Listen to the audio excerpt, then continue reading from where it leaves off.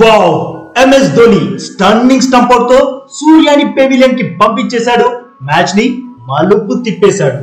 నిజం బాస్, ధోనికి వయసు పెరిగింది కానీ స్పీడ్ మాత్రం అస్సలు తగ్గలే. అవును బాస్, ఎల్ క్లాసికో మ్యాచ్ అదే సిఎస్కే వర్సెస్ ఎంఐ మ్యాచ్ లో చెన్నై బౌలర్స్ చెలరేగడంతో 36 పరుగులకే 3 వికెట్లు కోల్పోయింది ముంబై. దీంతో సూర్యకుమార్ యాదవ్ క్రీజ్ లో కుదురుకొని భారీ స్కోర్ చేయాలి అనుకున్నాడు. బట్ ధోని చేసిన స్టంప్ అవుట్ కి షాక్ అయిపోయాడు. అనే కాదు బాస్, అది చూసిన ప్రతి ఒక్కరిది ఇదే పరిస్థితి.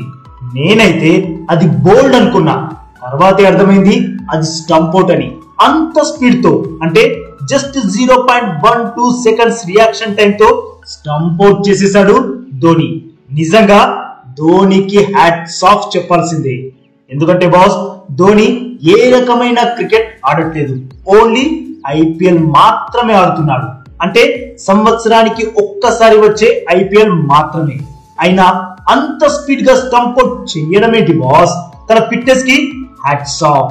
జనరల్ గా అందరు కీపర్స్ బంతిని రిసీవ్ చేసుకున్న తర్వాత స్టంప్ అవుట్ చేస్తారు. బట్ ధోని మాత్రం బంతి చేతి దాకా వచ్చే వరకు ఆగకుండా ఫ్రాక్షన్ ఆఫ్ సెకండ్స్ లో చేతుల్నే ముందుకు తీసుకెళ్లి బంతిని పట్టేసి వికెట్లని గిరాటేస్తాడు.